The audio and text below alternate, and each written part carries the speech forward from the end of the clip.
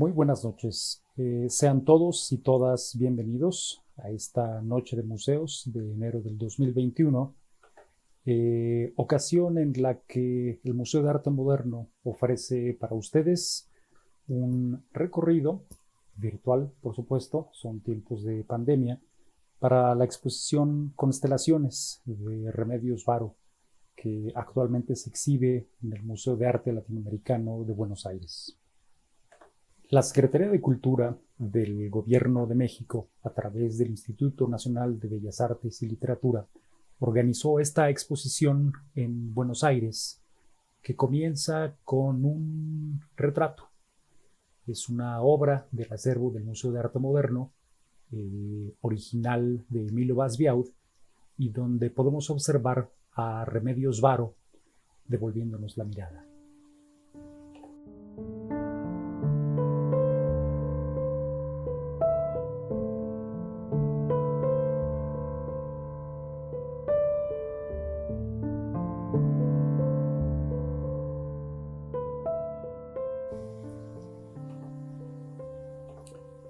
Con esta exposición vamos a descubrir a una serie de personajes que son y no son Remedios Varo. Con frecuencia nos la encontramos a ella misma, con frecuencia son solo rostros parecidos. El origen de Remedios Varo como artista, por supuesto, está en el surrealismo francés, en la cercanía con personajes como André Breton e Yves Tanguy, y la revista Minotauro, publicada en París entre 1933 y 1939. Son trabajos típicos de aquel surrealismo, el collage, el cadáver exquisito y correspondencia personal. Aquí vemos un collage colectivo armado junto a Victor Brauner y Jean Herold, donde al burlarse del mariscal Pétain dejan clara su posición política. Hay una gran selección de dibujos y bocetos, preparación rumbo a grandes obras, pero esta, la más temprana, Títeres Vegetales, es una pieza que, no obstante, ya había realizado antes de llegar a México. Esta muestra es la más completa vista que hasta ahora se ha visto de vestigios documentales para entender a Remedios Varo. Tenemos cartas, la invitación a su primer exposición en la Galería Diana de 1955 y una serie de fotografías que describen para nosotros a diversos intelectuales, artistas, personajes de la cultura en México, cartas que se escribió con ellos, cartas que se escribía con amistades que dejó después del exilio, y decidimos entonces llamar a este primer núcleo Afinidades, pensando en quiénes y cuáles eran las ideas en el arte que fueron esenciales para el desarrollo de ese estilo tan propio y peculiar que es el de Remedios Varo. Acabamos de ver el carácter único de El alquimista o ciencia inútil en un boceto y donde de inmediato observamos el estilo del que hablamos. Hay una amplia variedad de apuntes y bocetos para mostrarse. Ello habla de la acuciosa elaboración y atención a cada óleo y de un entrenamiento con el dibujo que es propio de la Academia de San Fernando en Madrid, donde Remedios Varo recibió la primera educación respecto a la factura del arte. La cultura de Remedios Varo era muy amplia y lo mismo refería a leyendas medievales que a actores que le eran contemporáneos como Borges, el literato. En estos diagramas preparatorios podemos observar el dominio de la perspectiva y el entramado geométrico de cada cuadro. Dicha coherencia espacial, esa tridimensionalidad que concede lógica y una sensación de realidad a los mundos, no obstante fantásticos. La decisión de exponer también el rompecabezas de 1958 es para insistir en lo versátil de su creación y para indicar que a cada pieza le corresponde una animada narrativa que los críticos e historiadores del arte apenas hemos comenzado a desentrañar. Las claves para ello están en sus escritos, pero también en la diversidad de pistas iconográficas que deja en cada obra, los hipocampos, los matalotajes, la literatura, el teatro y la varia invención que practicaba con sus amigos. Otra presencia constante en la vida y en la obra de Remedios Varo son los gatos, habitantes lo mismo de su cotidianeidad que de los universos fantásticos que creaba. Junto a las fotos de las personas que conoció en México, junto a las fotos de Remedios Varo misma, tenemos una infinidad de fotografías de los gatos con los que compartía todos los días. En fin, que todo visitante allá en Argentina o próximamente en la Ciudad de México tendrá una infinidad de pistas para reconstruir al personaje y al horizonte de referencias varianas. Desde objetos que le pertenecieron, hay un acercamiento casi fetichista a Remedios, sus joyas, su baraja y las interpretaciones para la cartomancia presente en cada una de sus piezas. Una serie de piedras, aparentes minerales, nos dan rumbo para averiguar cuáles son sus propiedades y cómo éstas se encuentran en los cuadros. El azar y la adivinación son un recurso creativo también frecuente en el proceso de creación de Varo y en la lectura última de sus piezas. La muestra no se contenta con un carácter antológico ni con un correlato cronológico. En Constelaciones, el público es un agente activo de significado que va componiendo claves y motivos para entender a esta creadora.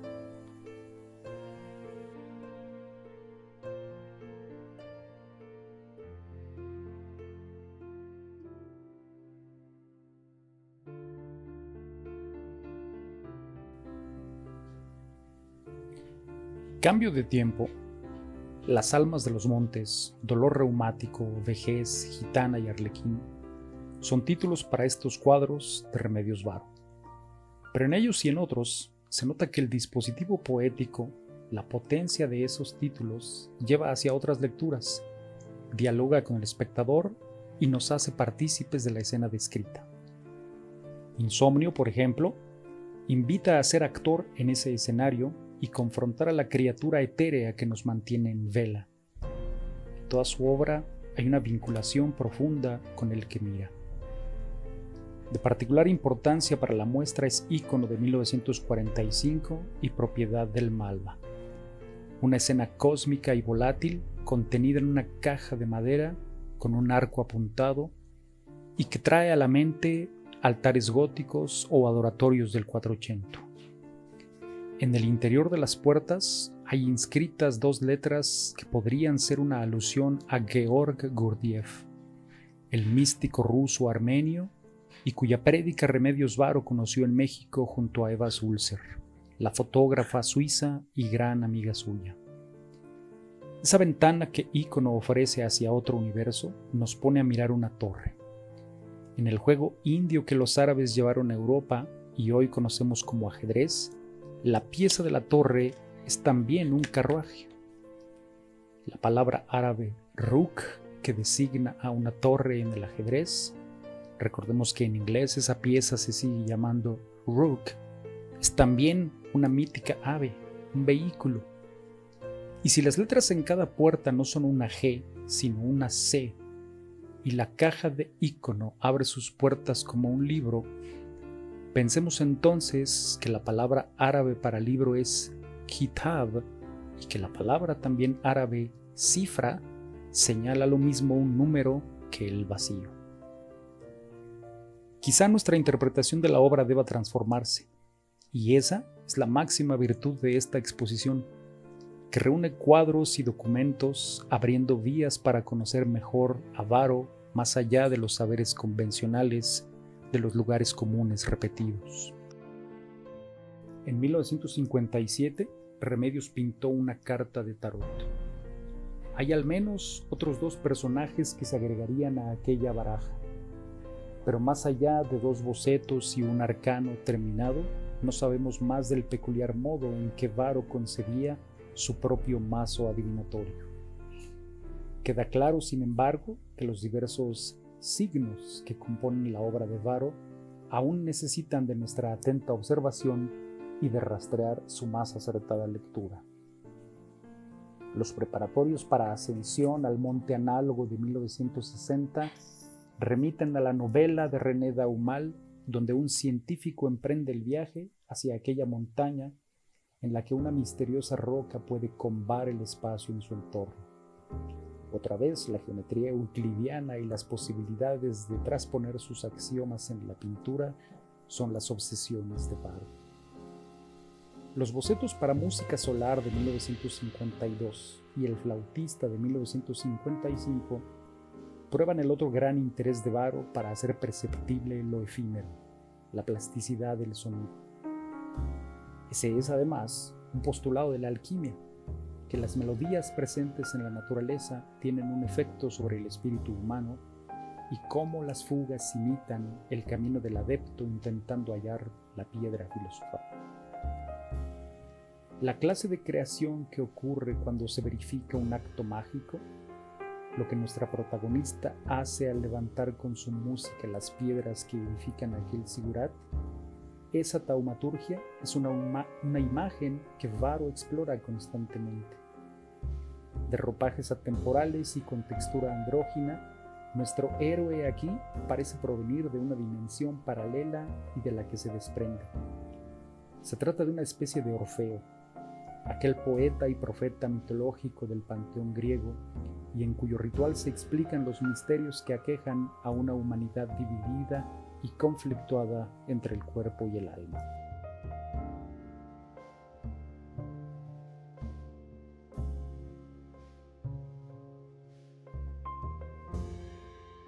Vagabundo de 1957 nos muestra a un viajero errante, cuyo vehículo es también su casa y su atuendo, acompañado de un gato, las gratísimas mascotas que Remedios tuvo siempre cerca. Quizá tengamos aquí un autorretrato cifrado, la persuasión interna de una mujer que ha superado el exilio y sin embargo aún la aqueja una búsqueda profunda, la de la identidad que es mitad hambre de conocimiento, actividad creadora y mitad nostalgia, sensación de extravío lejos de Cataluña, de la familia y rodeada de otros como Leonora Carrington o Walter Gruen, quienes también tuvieron otras vidas antes de llegar a México. El gato helecho de 1957 es la ilustración que Remedios Varo hizo para el sueño que tuvo y le contó su amiga Eva Sulzar. Pese a tratarse del mismo ámbito, El paraíso de los gatos en 1955 está resuelto de manera completamente distinta.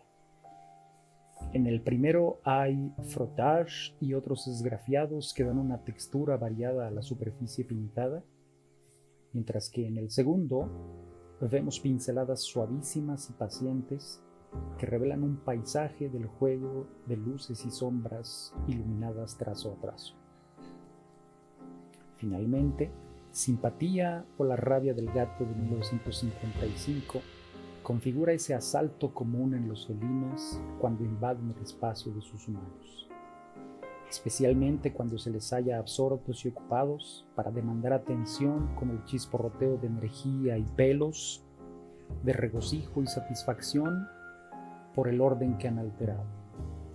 Roger Caillois, el crítico y literato francés, conocedor de la obra de Varo, estudioso del cruce entre lo lúdico y lo sagrado, decía de los gatos que en particular con ellos puede observarse la impresión que los humanos tenemos, una ficción que constituimos a partir de nuestra interacción con ellos y que los torna personajes, entidades con rasgos tan individualizados que casi creemos vivir con ellos un ámbito liminal, un universo intersticial entre lo real y lo fantástico. Tauro, de 1962, es el segundo signo del zodiaco, la constelación de estrellas que los griegos nos enseñaron a mirar, allí donde Elnath y Tauri dibujan unos cuernos, allá donde brillan Aldebarán y las Pléyades. No es el único lugar donde Varo mostró interés por la sensualidad, el amor y la belleza. A partir de una mancha de Rorschach y la mirada que nos devuelve ese hombre gato, de 1943, Remedios reflexiona sobre los afectos y los efectos que esas alimañas tienen sobre nosotros. El núcleo bestiario, además de tipificar a estas criaturas, nos muestra el repertorio de tradiciones que Remedios Varo conoció al llegar a México, la diversidad de técnicas que probó para consolidar su oficio como pintora y las identidades que asumió para explorar aspectos de sí misma. Emulando a una lechuza en creación de las aves, esta pintora piensa en Atenea, la diosa de la sabiduría y las artes. Patrona de los artesanos y los hacedores de la guerra, suele estar acompañada de un mochuelo, ave de rapiña menor que escudriña la noche para ir a cazar. Varo está aquí preguntándose por el fundamento de su propio trabajo y qué consigue cada vez que resuelve un cuadro. Fíjense cómo en el boceto era triangular y en la obra terminada la caja de resonancia para el instrumento que pende de su cuello ya es sinuosa y de rosetón. De aquellas cuerdas extiende además un pincel con el que dibuja unos pájaros y así, animados, apenas los acaba, emprenden el vuelo. El color usado resulta de combinar 3 primarios sobre la paleta y a su vez destilado de un alambique que recoge polvo estelar. En la otra mano sostiene una lupa que concentra la luz de una estrella. Así, Remedios Varo está refiriéndose a las 2 maneras que tiene un artista plástico de trabajar el color, como materia o pigmento y como fenómeno óptico o descomposición de un haz de rayos percibidos como blanco. En el fondo, 2 ánforas comparten el líquido que contienen. Se trata del arcano 14 del tarot, fluidos dorado y plateado, con que se hace alusión al dominio y equilibrio que descubre en sí misma una persona al reflexionar sobre su existencia. En 1957, Remedios Varo se siente en plenitud de facultades. Valle de la Luna, de 1950, es atípica en la producción de Varo. Escena pastoral, lo mismo por la placidez nocturna de quienes allí pasen que en el sentido de la calma espiritual. Resuelta en una gama de rosas, la luna se halla en cuarto menguante y tal fase selene se corresponde con el final de la noche, la calma y el sosiego. Haz del volante de 1962 y este barquito sin título ni fecha dan lugar a Macunaciones, un núcleo con el que exploramos la fábrica de artefactos y vehículos comunes en la pintura de Varo. Pero igual aludimos a los procesos mentales, las avenidas en que se bifurca la prosa del artista y su ilustración en los cuadros que miramos con pasmo y de cuyo devenir parece interminable. Roulotte de 1955 es un velocípedo que arrastra consigo una pequeña catedral. El andrógino que la habita pulsa un teclado y la armonía que produce es energía que igual expedita la propulsión de su carrocoche que explica el movimiento de los astros en el firmamento. Ciencia inútil o El alquimista muestra a un paciente sujeto ensimismado en el complejo mecanismo de poleas y manivelas que luego escanciará un néctar. Pareciera ser una medicina para sí mismo. A los alquimistas les ocupaban 2 tareas, recordemos: la conversión de todo metal en oro y la panacea o remedio universal. Es frecuente en las cartas de Varo hallar juegos de palabras y saltos de un idioma a otro. Aquí hace algo parecido con los achaques del alquimista, los escaques de su habitación y vestimenta y la palabra para fracaso en francés, échec. Cortina o Visión de 1959 es una tinta con la que Varo explora el linde de lo vivo y lo inanimado, el paso entre la agencia y lo exánime. Así nosotros transitamos al núcleo final el que explora la vida y la muerte. Esta sección se orienta a la fibra más íntima de Remedios. La doctora Teresa del Conde, exdirectora del Museo de Arte Moderno y teórica de los vasos comunicantes entre psicoanálisis e historia del arte, diagnosticó que Varo sufría de melancolía, el nombre que en otra época se daba a la condición que hoy se estudia y se trata como depresión. La llamada, de 1961, aquí como boceto, es el avance decidido de una mujer que confronta a sus miedos y a las presencias espectrales que la rodean. La formación de astros sobre ella parece la conjunción de Saturno y Júpiter, lo filial y lo paternal, reunidos provocando cierto miedo que advertimos en el rostro de la protagonista. Mimetismo es un productivo alternar de contradicciones, donde el mueble abraza a una mujer hierática y el tejido cobra vida en una caprichosa voluntad.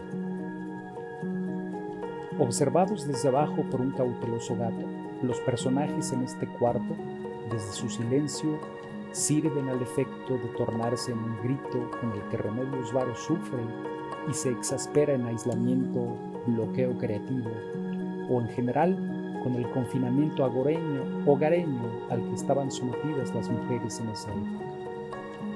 Por otro lado, la tapicería del mobiliario con la flor de lis remite de inmediato a la heráldica de casas reinantes francesas desde la Edad Media. Pero en una lectura más circunstancial y como emblema del escultismo o la navegación, indica la búsqueda de un norte, la necesidad de hallar rumbo y certidumbre. Esta cifra conviene, por supuesto, a la interpretación feminista que sugeríamos hace un momento. Al menos una docena de oscuras presencias se agrupan en esta escena y parecen cernirse amenazantes sobre otro personaje menor y luminoso. Dicho conciliábulo no tiene título ni está fechado, por lo que ahí la mejor consejera es nuestra propia imaginación, alimentada de lo que el inconsciente de cada uno arroja. Dicha ambigüedad habría encantado a Remedios Varo, sin duda alguna. Papilla Estelar y su boceto, ambos de 1958, son una clara muestra del talento para la fábula con que Varo complementa siempre su pintura. Una mujer que podría ser Remedios misma se ocupa de la molienda de partículas sólidas flotando entre galaxias. Con tal sedimento alinea un puré y lo da de comer a una luna enjaulada. Resulta que Remedios Varo conoce la investigación sobre ese polvo cósmico que absorbe luz e intriga a los astrónomos que publican en el Scientific American en los años 50. La vasta cultura general de Varo con frecuencia hallaba ruta narrativa hasta convertirse en una escena que nos sorprende en el universo de su pintura.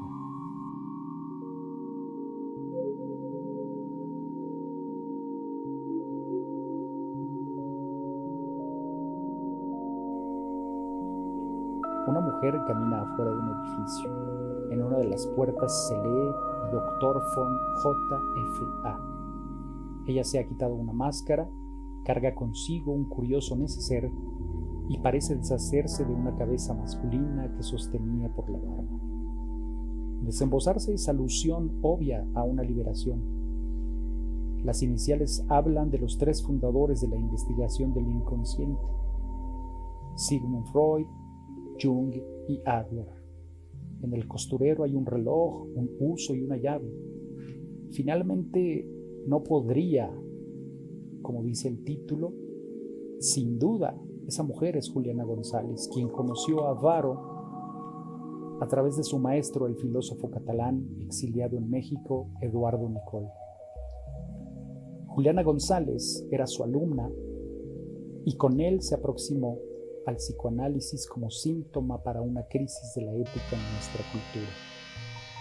El profesor Nicol invitó a sus estudiantes a la inauguración de aquella exposición de 6 pintoras en la Galería Diana en 1955. Juliana tenía 20 años, Remedios 48. El cuadro que aquí observamos es de 1960 y las dos mujeres fueron amigas hasta la prematura e inesperada muerte del artista 3 años después.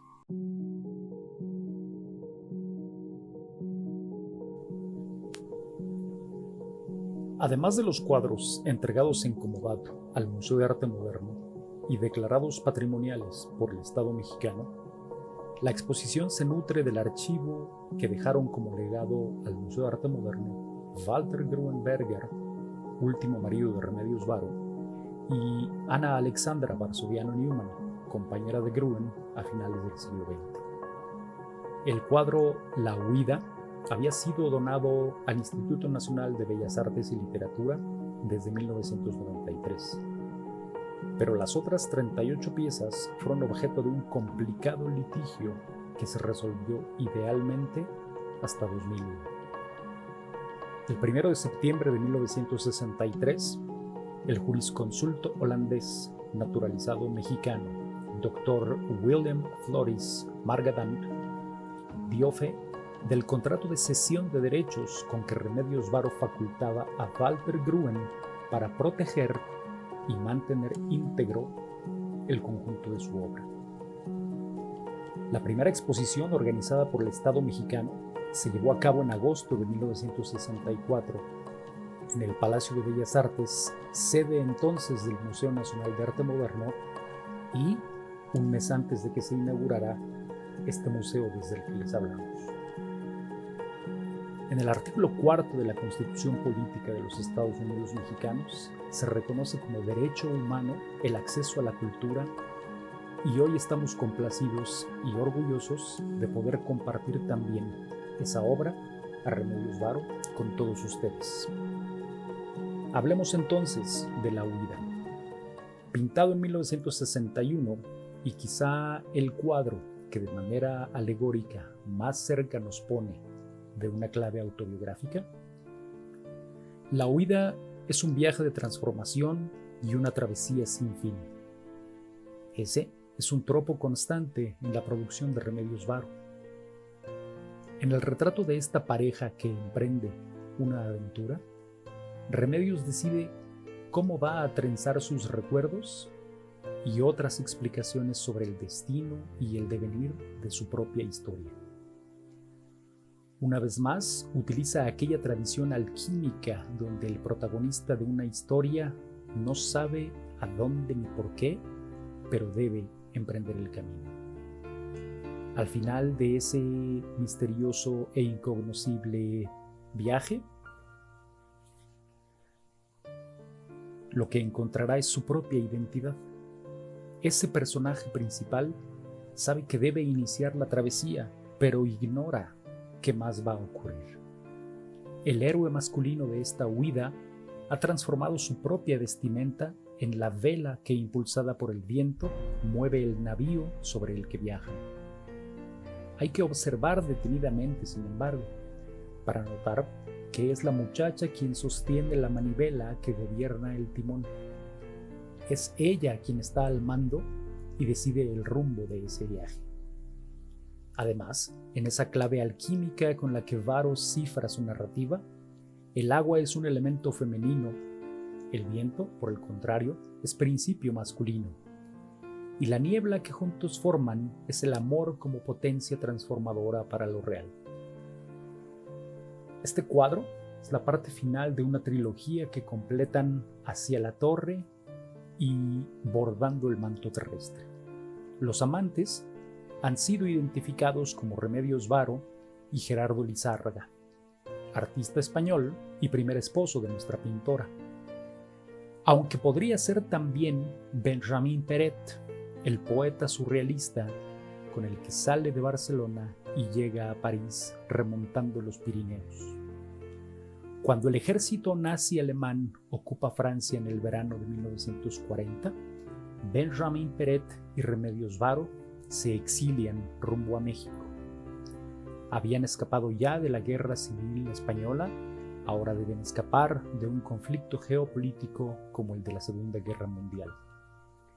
En septiembre de 1941, Peret y Varo consiguen finalmente abandonar Marsella. cruzan el Mediterráneo hacia Casablanca en octubre y de allí el vapor Serpa Pinto los llevará a Veracruz. El boceto para Música del Bosque, realizado el mismo año de su muerte, retrata a un personaje sentado apaciblemente sobre el tocón de un árbol que ha cerrado y que sostiene levemente con la mano y un hilillo. Esa cuerda y su muelleo ligero conectan con un mecanismo de veleta. Ese dispositivo giratorio indica la dirección del viento y su cruz señala los puntos cardinales. El juego de muelas que transmite aquel movimiento termina en un disco que, de sonar, despertaría a la naturaleza de su aparente letargo. Ese es el mágico despertar para el que Remedios Varo se sentía preparada en la calma y reposo que México le ofrecen un poco antes de morir. Todo parece indicar que el último cuadro que pintó Remedios Varo fue Naturaleza muerta resucitando. Aquí miramos en su boceto el instante inmediato anterior a que la escena explote. La espiral centrípeta del mantel da vueltas en sentido contrario a la centrífuga de las frutas por encima. Allí se conflagra el caos. La profecía es una circunstancia cara a los surrealistas y a otras tradiciones mágicas que la artista procuraba. Una vez que ese torbellino explote, la flama de la vela ahí posada se apagaría. El martes 8 de octubre de 1963 y en luna nueva, Remedios Varo falleció víctima de un paro cardíaco. Afecciones de juventud y un hábito constante con el tabaco le pasaron factura a esta notable mujer. Varios periódicos de la capital mexicana reseñaron el hecho al día siguiente, atestiguando la merecida fama de la que ya gozaba en la capital mexicana. Sin embargo, aún nos falta mostrar su obra en el extranjero y en otros lugares de México. Celebremos entonces que esta sea la primera de esas visitas.